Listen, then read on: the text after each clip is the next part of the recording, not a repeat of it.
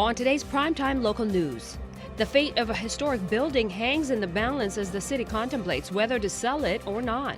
At the end of the day, that $3 million gets rolled out onto taxpayers. And our taxpayers wanting to spend $3 million. And Art of Flowers donates the busiest month in profits towards helping the residents in recovery stay open. Plus, Chase the Ace of Spades event is nearing as the jackpot continues to grow for the Onion Lake community. Plus, the Rustler senior members' final game night playing at home. One that you get to reflect on all the years and everything you have to be grateful for and how much the program has done for you. So it's a great experience.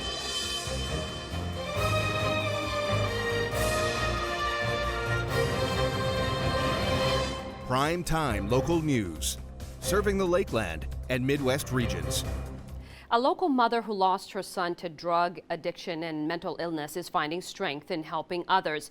Owner of Art of Flowers, Kelly Lynn Joy, has decided to donate a portion of her earnings for the month of February to residents in recovery on the anniversary of her son's death.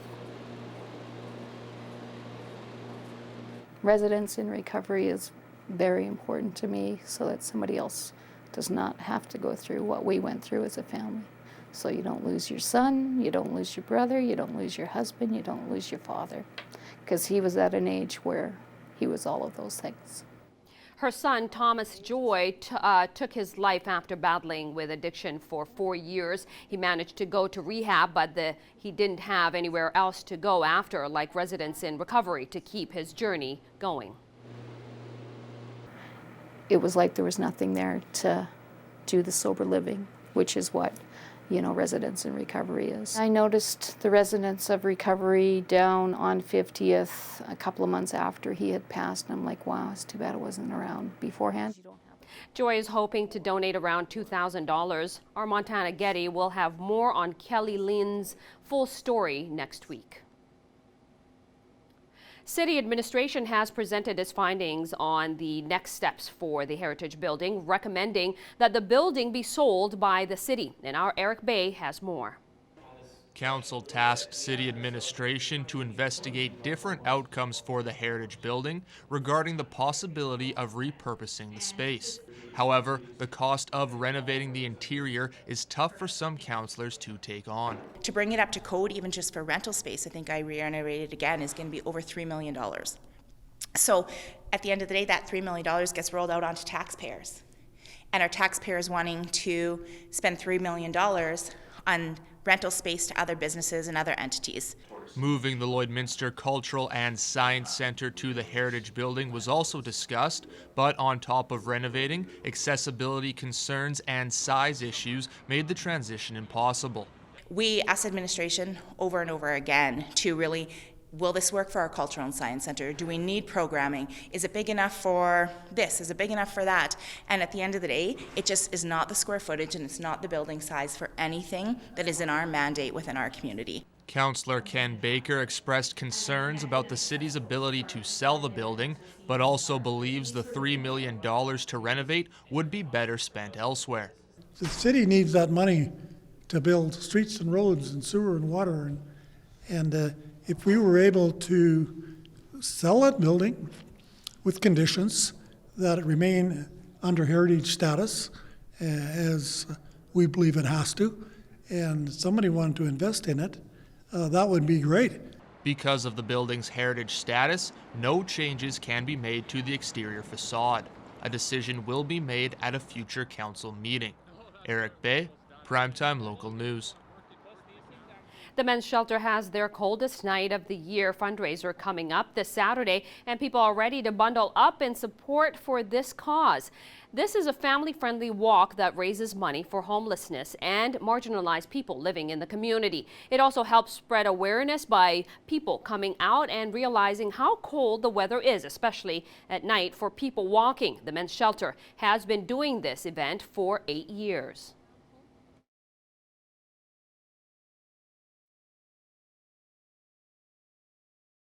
Every year, it's a really wonderful experience. We've modified our walk from year to year, but this year we've modified it to extend a block over so that people can stop in for a refreshment break at our drop-in center. And right now, the walk has 12 teams and 40 walkers participating and has raised up to $12,000. The men's shelter believes this event is important for people to come out and show how much they care for every member of the community. And it's also an event that happens across Canada. So over 140 communities across Canada are all walking for the coldest night of the year on February 22nd. So that's really powerful. We join people across the country. The route will be from 44th Street to 50th Street and goes up and down 50th and 49th Avenue. Well, February is often called the month of love, referring to Valentine's Day, but it's also World Heart Month, a time to learn about the risks of heart disease and ways you can keep your heart healthy. Uncontrollable factors like family history can play a role in heart health, but there are many controllable factors that you can work on to improve your cardiovascular health. Minimizing stress and trying to eat fresh foods with less salt and drinking more water can go a long way. Some people cite the Mediterranean diet as being one that's associated with heart health, but generally, if you kind of look at your plate at supper, say, if you're kind of a quarter of the plate is protein, a quarter of the plate is carbohydrates or starch, and then the remaining half is vegetables, you're doing pretty good. And it's also important that you stay physically active. It doesn't have to be anything fast, so it's not like you have to go and start running a marathon. It could be as simple as going down to the multiplex and going for a walk a couple times a week. Heart to Heart and the Strides program are two programs in Lloydminster that help promote heart health and support people with clinical heart disease. Onion Lake Cree Nation is once again holding their Chase the Ace raffle, where one lucky person will walk away with a huge jackpot. This Sunday's draw will be the 31st draw of this year, Chase the Ace. There are now 22 cards left to choose from, and the jackpot is now at over $150,000. So 20% of the weekly sales goes to the weekly winner, whichever name is pulled from the draw barrel. And if that individual picks the ace of spades from the 22 cards left on the deck, then they win the additional 30% of the weekly sales plus the growing jackpot. This raffle helps raise money for the community in a lot of the events they put on throughout the summer. If it's the last card, it'll be on July. For our annual Canada Day celebrations, we have a week-long Canada Day celebrations where the CPCA comes out. And then there's a Northwest Pony Check Wagon Association. And then we have our annual powwow every third weekend in July. And we're just trying to promote positive awareness or positive community functions in our community. Tickets are $5 and more information is available on their Facebook page at OLCN Chase the Ace. And now a look at your evening weather with our Abby St. John.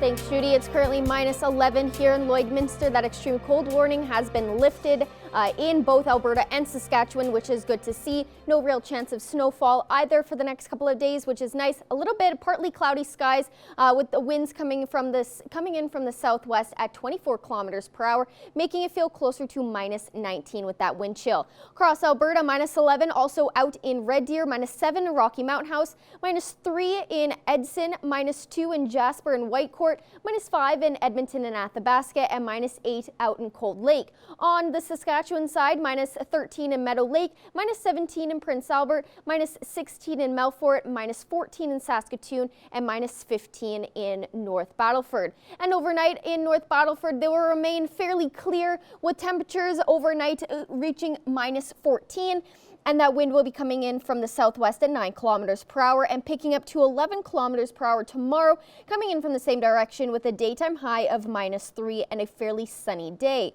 In Cold Lake overnight, they will also be sitting fairly clear with the temperature dropping to -14, and that wind will be at 9 kilometers per hour coming in from the southwest and pick up to 15 kilometers per hour tomorrow with a daytime high of 0 and a partially cloudy day.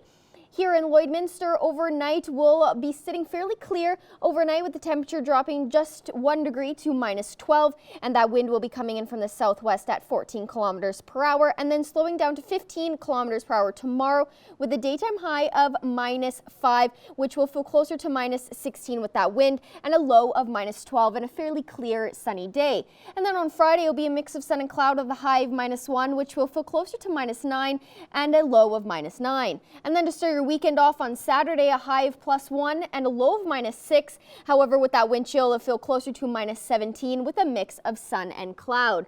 That is a look at your 3-day forecast. We'll have more news coming up after the break.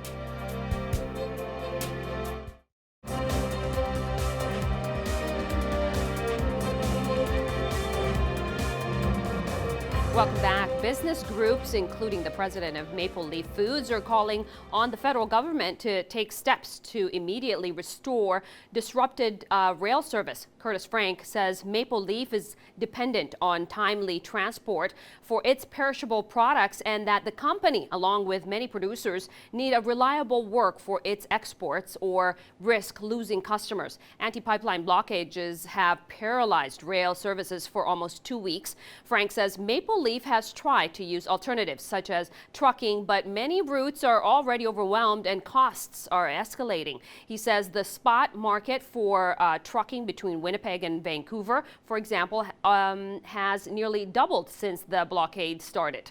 And now here are your agriculture prices for today.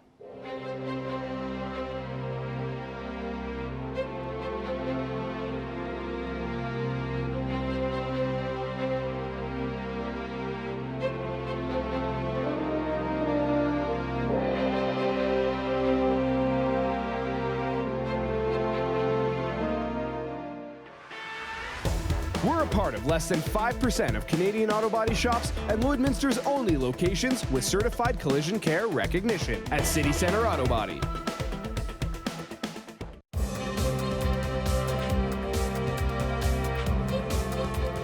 The latest Rustler grad from the 2017 National Championships, Avery Maginel, isn't as decorated as several of her teammates, but was equally important to the program's recent success. As Josh Ryan explains, her time at Lakeland is most defined by sacrificing for those around her.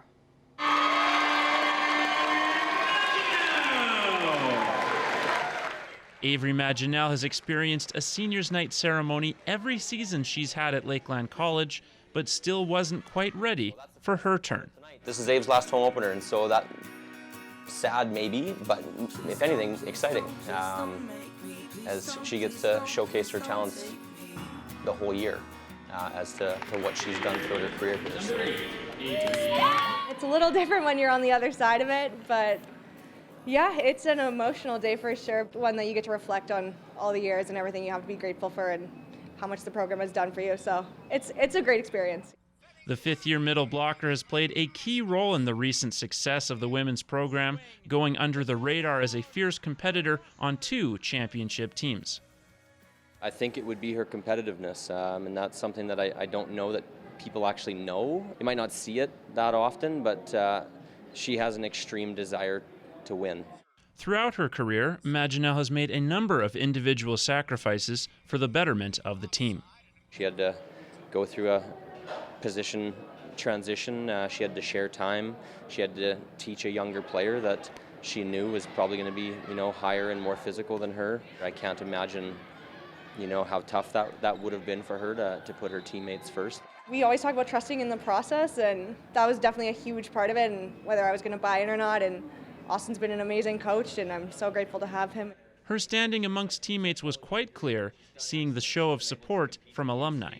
You want players that leave to take pride in the program and, to show the support of the experience that they had when they were here. Haley flew in from BC, so that was amazing, and all the girls coming back, it's very nice of them. Perhaps her biggest contribution to the program came this season, helping a young squad overachieve with an 18-6 record. We're very different than most of the top teams in the ACAC, the way that we're structured and put together, but we're finding a way to be successful. And a lot of that has to do, with the will and the attitude of our players, and this year, for sure, a driving force of that is Avery. Now she has one more chance next week to add some hardware before she's cheering from the sidelines.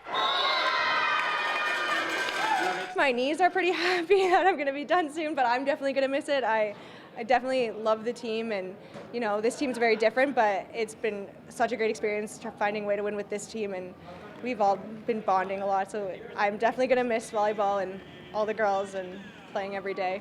Josh Ryan, Primetime Local Sports.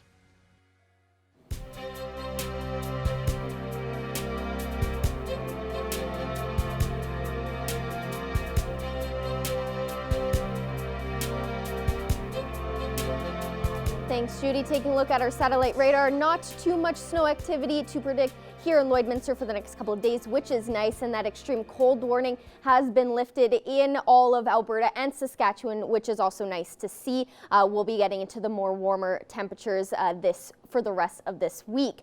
And then on the Saskatchewan side as well, fairly clear in regards of snow and rainfall, not too much to predict or to report. -11 currently here in Lloydminster, -10 in Pearceland and Macklin, -15 in North Battleford, -12 in Maidstone and St. Walburg and up in Green Lake, -13 in Meadow Lake, and -6 up in Isla Cross. And on the Alberta side, -10 in Provost and in Bonnyville, -11 in Vermilion and Marwayne, -12 in Vegreville, -9 in St. Paul, -8 in Cold Lake, -4 in Lac La Biche, and -5 out in Edmonton. And then tomorrow, -5 here in Lloydminster as well as in Wainwright and in Marwayne, -3 in St. Paul and Provost, -4 in Vermilion, -2 in Vegreville, +1 in Edmonton and Lac La Biche, -1 in Bonnyville, and 0 out in Cold Lake. And then on the Saskatchewan side, -2 in Macklin, -3 in North Battleford, -5 in Maidstone and in St. Walburg, -1 in Meadow Lake, 0 in Pearceland and Green Lake, and +1 up in Isla Cross.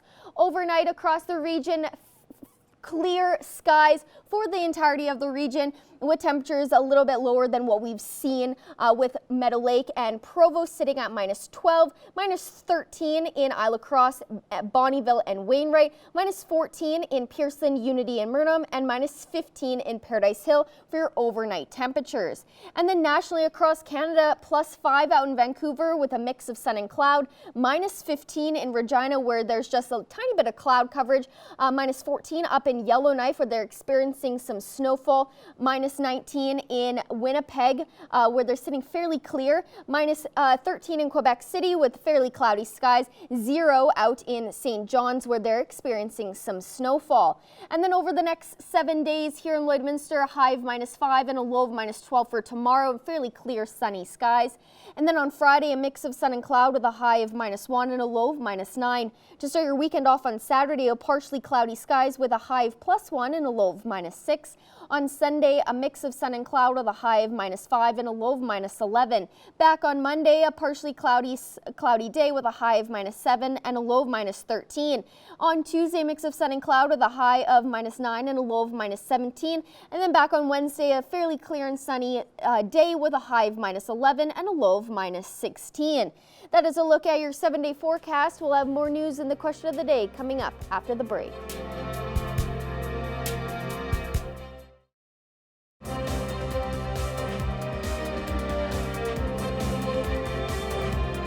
Today I'm joined here with Bonnie Whitehead. She has a master's degree in developmental psychology, and today we're going to be talking about an upcoming family series that will take place over a couple of months, starting with one that's coming up in March on marriages. So thank you so much for coming in. Thank you for having me. This is definitely going to be interesting over April and then 2 in June as well. Correct. So today we're just going to be focusing on the one coming up in March on marriages. So can you just give me a little bit of details on what this series will be and what's coming up in March? Sure.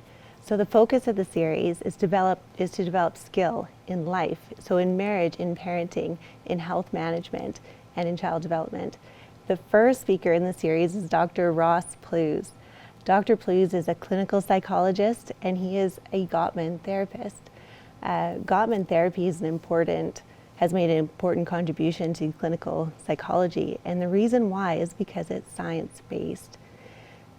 So Gottman therapy started out with 2 people, a scientist and a clinical psychologist who fell in love, and they spent a career developing a science-based approach to therapy.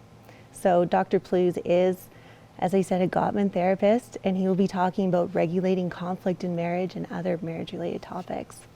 And so why is it important to have these kind of series and to teach couples and families about this type of therapy? Great question. So interestingly, some couples will, when they experience problems in their marriage, they sometimes wonder if they're not compatible. And a clinical psychologist would tell you that some of those problems can often be overcome by developing skill in marriage. And so that's the focus of this series, really, is developing skill so that couples and families and this community abroad is stronger. And so over many decades, the statistic for marriages ending is about 50% ending in divorce. So how will your series, and this first one especially, help with those couples who, like you said, don't know if they're compatible, or they may be going through some problems that they don't know if they can resolve, and unfortunately end in separation? Wow. Well, I can tell you that marriage therapy is generally effective. A limiting factor to the effectiveness of marriage therapy is the time at which couples go to therapy.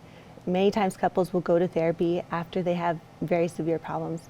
And so being involved in attending sessions like this early on, or even just as a maintenance activity for marriage, is so important for creating a safeguard, really, to make sure the relationship stays strong. And so when couples come out to this first series, what can they expect to take away from it? Right. You can expect to take away from this series a better understanding of drivers for successful marriages. What do couples that have long-term happy relationships do? It's a great question, and it's not very easy to put your finger on. So Dr. Plews will be talking about that.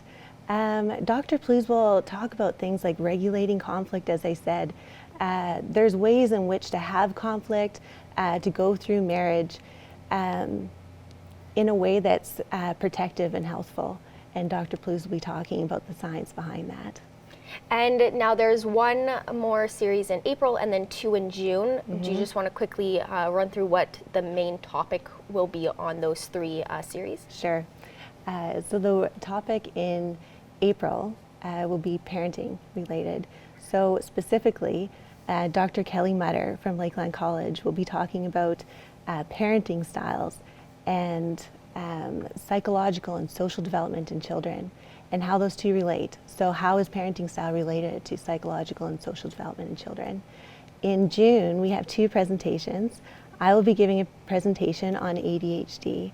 And so recent research is showing a compelling story, a compelling evidence that ADHD may actually be driven by a co-occurring sleep disorder. And probably across the board, sleep is involved in ADHD.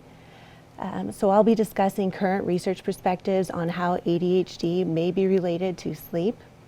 And then the final presentation will be given by Dr. Erin Ellis. She's the owner of Maidstone Dental in Maidstone. Dr. Ellis is a general dentist, and she also has advanced training on sleep. And that is a natural connection for her because, of course, sleep has a lot to do with airway development and and by extension, facial development. And of course, dental development is intricately, inherently related to facial development and sinus development across the face. And so Dr. Ellis will be talking about airway physiology and how that's related to breathing and subsequent sleep in children. And really quickly, we're running just a little bit over time. Just details on when the first series is, where it will be held, and the times. Sure. So the series is being held in Hillmont Central School. That is in Hillmont, Saskatchewan. The first event will happen on March 7th at 10 o'clock. All right. Well, thank you so much for coming in, and I'm sure these series are going to be amazing and teach a lot of people, you know, if they're going through problems, they'll teach them just ways that they can resolve them. Hopefully. Thank you.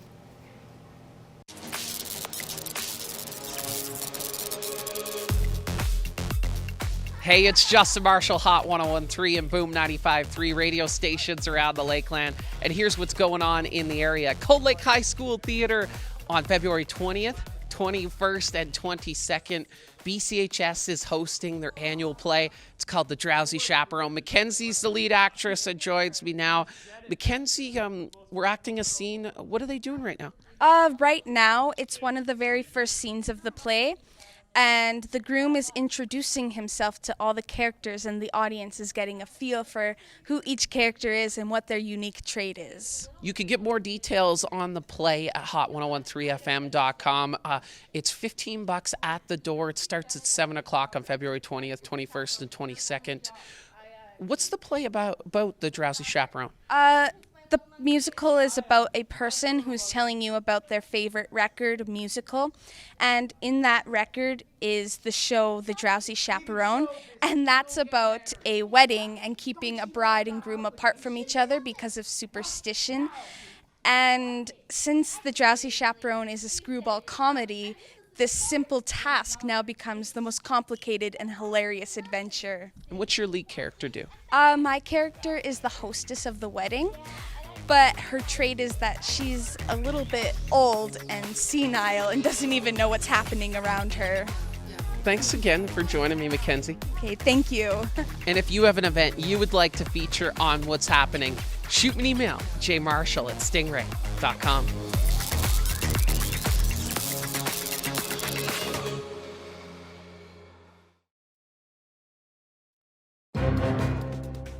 Furniture set and design supplied by Furniture Gallery and Furniture House, downtown Lloydminster.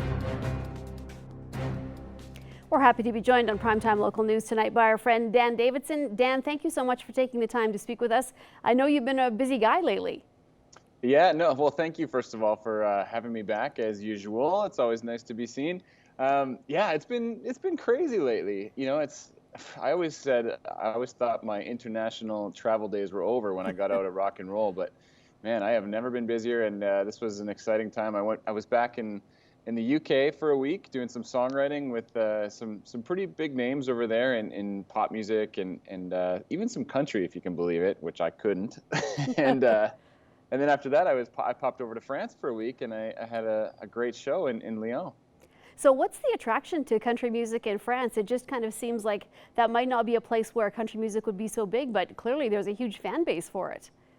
Yeah, you know, it's becoming a thing. It's really interesting over there because it's different than it is in Canada. Like for us, country music is one of the biggest things you'll ever hear. It's just we have stars and we have massive award shows.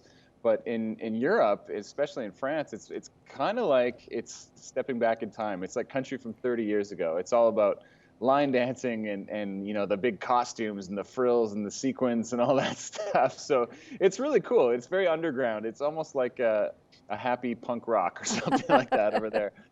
But they love it, and you know, it was so cool to have 500 people at a show halfway across the world that were engaged and you know, knew a lot of the words to the songs. That was pretty amazing. And now let's talk about what you just recently have done, Dan, with the new single and video for I Do. The video is fantastic, by the way. First of all, how does your wife feel about the video? Well, she thinks it's funny, but I think she had no choice but to think it was funny. Right. So for people that haven't seen it, it's basically I was going to do this epic date for my wife and I. It's our wedding anniversary this year, and it's a big one. So I wanted to bring a film crew around, and it's going to be kind of one of my first serious videos. But she threw her back out, you know, because we're getting old, and she just couldn't do it. Like she couldn't get out of bed that day, and she kind of had to take it easy. So, and I only had one shoot day before I left for Europe. So I just called my friend Mike, and Mike and I went on a bro date, but. You know, at the end of the day, we did a lot of the same things I was going to do with Jen anyway, just kind of over the top things. And we just photoshopped my wife, Jen. We photoshopped her face onto Mike's body for the entire video. And it was hilarious. And eventually we decided it was going to be too funny to pass up. We had to get Mike in the hot tub with his hairy chest and slap my wife's face on it. So a lot of people are like, oh, that's so sweet. You did this big video for her for Valentine's Day. But I kind of feel like I did it to her for Valentine's Day. Well, it's a great video. It's hilarious, Dan. Your videos are always something new to check out for sure. You never know what to expect. And with that, as you talked about, is the song. Tell me about the pre-sale for that and how the writing process went for that song. Yeah, for sure. Well, it's actually quite interesting because what I was just talking about writing in the UK. Last time I was in the UK was in the summertime, and I was writing with this guy named Dan Weller, who's an English songwriter, and we just kind of really clicked. And that was the day we'd written I Do, and I just felt like it was a really special song, so I spent a lot of time on it here back in Canada, getting it produced up just the way that I wanted, and it really came to life. And with the video getting 100,000 views in less than a week, it's crazy how fast word has been spreading about it. So I'm really hoping that people are digging it, and that we'll get some pre-sales on February 25th, and then the release is going to be February 28th. So we're really excited about the song. It's the first time I've ever had a video come out before the single released, especially one that kind of had this viral appeal to it. So yeah, it's exciting stuff. Now, what's happening over the next couple of months, Dan, for you and heading into the summer? Do you have lots of touring plans, or what's going on in your life? Well, I'm always hoping to be touring as much as I can because, that's how we survive in this business. But I have a lot of great videos planned, as usual. It's a big part of what I do. And we're going to try and do some more viral stuff. A couple months ago, we did this thing called the Butter Lovers, which was my bluegrass cover band. It was another viral thing where it blew up. And this Megadeth cover we did was on the cover of Billboard magazine and Revolver magazine and all this stuff. So we might revisit that before we head into the summer festival season. And yeah, we're all over the country. We're everywhere from Nova Scotia to BC. So it's going to be a lot of touring and traveling, but also getting some family time in, and maybe attempting to make one of 700 weddings that we get invited to. So. Dan, are you ever surprised at the reaction to some of these things? And, just kind of, you do the thing with the Butter Lovers and you get this huge reaction. You do this video with photoshopping your wife's head and you get this huge reaction. You can't really plan this stuff. So how do you go about trying to top this and do it, bigger and better every time? Or do you just hope for the best? I think, honestly, it's just hoping for the best. And my big thing is that I don't have a label, so I'm not going to be able to compete in the same way that label acts do. But I know that I have a strong personality, and I know that I feel like my music can connect to people. I just have to find other ways about it. So it's this really interesting adventure as an independent artist. I have the power and the control to put out as much content as I want. So I'm just trying to put out something new and exciting and maybe funny every month, so I have a constant flow of stuff coming towards the fans. And I think that's kind of the angle for me. It's just about hitting that saturation point and doing stuff that I think that people can connect with and share.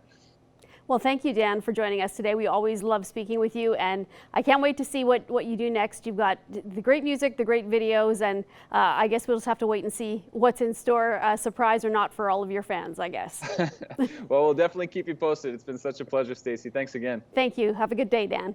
Talk to you later. Taking a look at your 7-day forecast, a high of -5 and a low of -12 for tomorrow.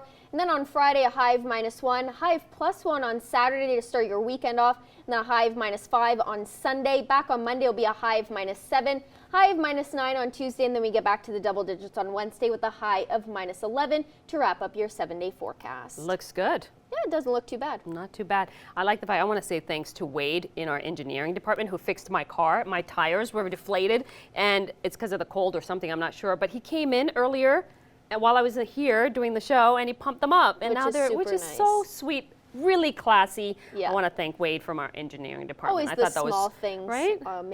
make the most difference. It does. It does. And that warmed my heart, warmed my car. Hopefully, I don't know. Yes, my tires hopefully. are good. Right. That's it. And that is it for the show. Thanks for watching, everybody. We'll see you again tomorrow.